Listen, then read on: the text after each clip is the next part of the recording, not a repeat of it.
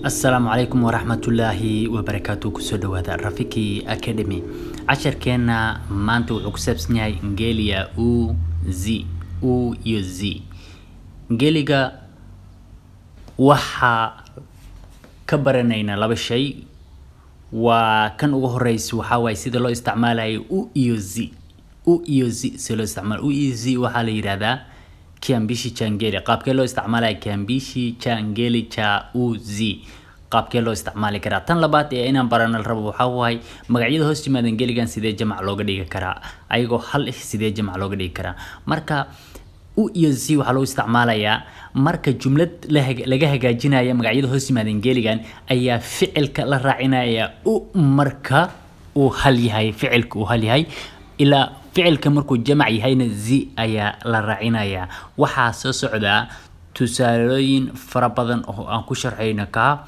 iyo magacyada hoos yimaada qaabka ay u ka samaysan yihiin qaabka ay yihiin magacyada dhan magacyadan geligan hoos yimaada waxay u kala baxaan makundi maine afar nooc ay u kala baxaan kudigood waxay ka bilowdaan u magacyada ugu horeeya ee afarta qaybood afarta nooc ay u kala baxaan qaybta ugu horeysa waa majina yanayoanza u katika umoja na katika hali ya wingi u huondolewa magacyo u ka bilowdaan marka ay hal yihiin marka jamac laga dhigana uda laga bixinayo ee uda la'aanteed istaagaya sida inoo muuqato magac ugu horeeya waa ufagio marka uda ayaa laga saaray marka jamac laga dhigay wuxuu noqday fagio ukuta udi markii laga saaray wuxuu noqday kuta ukucha markii laga saaray udi wuxuu noqday kucha marka ufagio xaqin waaye hadii xaqimo badan noqdaan wuxuu noqonayaa fagio kuta waa darbi oo hal ukuta waa hal darbi kuta markii la darbiyo badan ay noqonayeen ukucha waa hal cidi markay cidiyo badan noqdaana waxay noqonayaan kucha marka magacyada u horeysa waxa laga saaraya waxay ka bilaabanayaan u marka hal yihiin marka jamac laga dhigana uud ayaa laga saaraya waa magacyada hoos yimaada ingeliga uzi magacyada labaad majina yanayoanza u katika hali ya umoja na katika wingi magacyada labaad waa magacyo u ka bilaabanayeen marka ay hal yihiin marka jamac yihiin ka bilaabanaya ay ka bilowdaan way isbedelayeen oo waxay ka bilaabanayeen sida hadda shaashada inooga muuqato magac ugu horeeyay waa uzi magacaas markii jamac laga dhigay uzi waxa way dunta wax lagu tolanayo uzi marka jamac laga dhigay waxay noqonaysaa nyuzi magaca labaad waa uwa markii jamac laga dhigayna wuxuu noqonayaa nyuwa waxa way deerka ama sarsarka waxa ku wareegsan guriga deerka ku wareegsan guriga ayaa uwa la dhahaa marka jamac laga dhigay wuxuu noqonayaa nyuwa uso wajiga uso hadii jamac laga dhigay wuxuu noqonayaa nyuso marka magacyadan labaad waa magacyo marka ay hal yihiin u ka bilowdo marka jamac yihiin ay ka bilowdaan magacyada saddexaad majina yanayoanza u katika umoja na katika wingi ay ka bilowdaan ayagana b m iyo b ay isu bedelayeen marka hal yihiin waxay ka bilowdaan u marka ay jamac laga dhigana waxay ka bilaabanayeen m iyo b ay ka bilaabanayaan marka magac ugu horeeya waa ubaw jamac marka laga dhigo wuxuu noqonayaa ubawa magaca labaad ubawa marka jamac laga dhigay wuxuu noqonayaa mbawa magaca saddexaad ubavu jamac marka laga dhigay wuxuu noqonayaa mbafu ubaw waxa way sabuurad hal xabaad u yahay ubaw way marka ay badan yihiin ubawa waxa way baalasha marka ay badan yihiin waxay noqonayaan mbawa ubavu waxa way feeraha marka ay jamac yihiin waxay noqonayaan mbafu qaybta afraad waxa way magacyada majina yanayoanza waa katika hali ya umoja na nya katika hali ya wingi.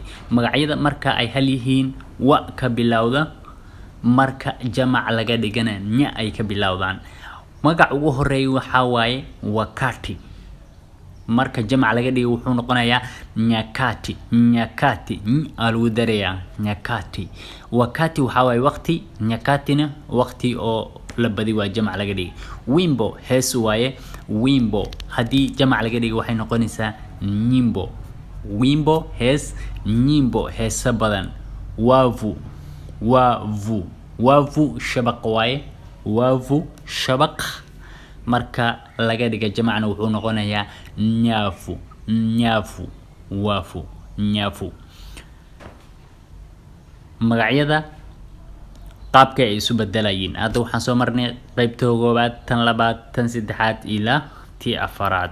Waxa inoo socdo tusaalooyin oo aan ku faahfaahinayna qaybtii ugu horeysay aan ka soo bilawnay oo magacyada marka ay hal yihiin u ka bilaabanay marka jamac laga dhigin uuda laga saaray ee uuda la'aanteed istaagay. Magacyadaas waxa ka mid ahay ukuta. Marka waxaan soo qaadanay jumlada gaagaaban oo aan ku faahfaahinayna anagoo tusinayna qaabka u iyo z loo isticmaalo. U z waan ka soo hadlay waxaan dhahay waxaan dhahay waxa way kiambishi cha ngeli. Marka u iyo z qaabka looga isticmaalayo jumlada ukuta umejengwa. Ukuta umejengwa darbiga waa la dhisay. Kuta zimejengwa ayay noqonay hadii jamac laga dhiga. Ukuja umekatwa cidida waa la gooyay. Ukuja umekatwa. Kuja zimekatwa hadii jamac laga dhiga cidiyadii waa la guray. Kuja zimekatwa. Marka inta uu jumladooyinkan gagaabo waxaanu ku tusinaynaa qaabka u iyo z looga isticmaalayo jumlada dhexdeeda. Ficilka umejengwa iyo zimejengwa. Kujenga waa ficil oo dhisma ah, waa la dhisay. Marka ficilka dhexdiisa ayaa lagu isticmaalayaa kiambishi cha ngeli ambayo ni u na z. Mfano wa sentensi wa majina yanayoanza u katika umoja na katika wingi. Magacyada marka ay hal yihiin u ka bilowda, marka ay jamac yihiin ka bilowda ayaan jumlada ku sharxaynaa. Labada jumladood ayaan soo qaatay. Jumlada u horeysa waxa waaye uzi umekatika. Uzi umekatika. Uzi dunta waaye, umekatikana way go'day. Dunta way go'day. Hadii jamac laga dhigayo waxa la leeyahay nyuzi zimekatika. Nyuzi zimekatika. Uwanja unatumika. Tan labaad uwanja unatumika. Uwanja unatumika. Uwanja garoon waaye.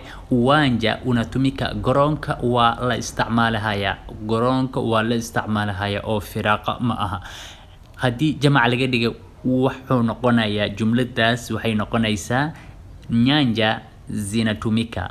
Uwanja inatumika. Nyanja zinatumika katika hali ya wingi marka jamac laga dhigayo. Magacyada xigay ee saddexaad waxay ahaayeen magacyada u ka bilowda marka ay hal yihiin, marka ay jamac yihiin ka bilowda m iyo b ka bilowda.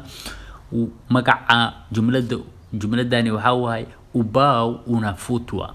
Ubao unafutwa. Sabuurada waa la tirtirayaa ama waa laga nadiifanayaa wixii ku qornay waa la tirtirayaa. Hadii jamac laga dhigo waxay noqoni mbao zinafutwa. Mbao zinafutwa ayago badan. Ubafu unauma. Ubafu feerta way xanuuni. Feerta ubafu waxa way feerta. Mbafunu waa feeraha. So mbavu zinauma ayay noqonaysaa hadii jamac laga dhigo. Mbafu unauma feerta way xanuunaysaa. Mbavu zinauma feeraha way xanuunayaan.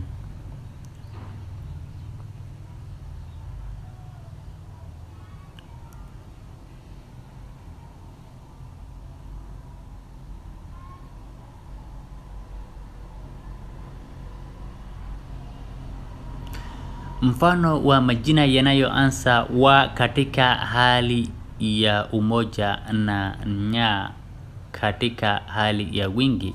Magacyada ka bilowdaan wa marka ay hal yihiin, marka ay jamac yihiin nya ka bilowda. Jumlada sida qaabka looga isticmaalo. Jumlada u horeysa waxa way wimbo umeimbwa. Wimbo umeimbwa. Heesta waa la qaadi. Haddii jamac laga dhigo waxay noqonaysaa nyimbo zimeimbwa. Nyimbo zimeimbwa. Wakati umefika, waqtiga waa la gaaray. Wakati umefika, waqtiga waa la gaaray. Haddii jamac laga dhiga jumladaas haddii jamac laga dhigo waxay noqonaysaa nyakati zimefika. Nyakati zimefika. Marka tani waxa way tusaalooyinka magacyada ka bilowda wa marka hal yihiin, marka jamac loo bedelana nya ka bilaabanaya. cashirkeen halkan ayuu ku ogyahay.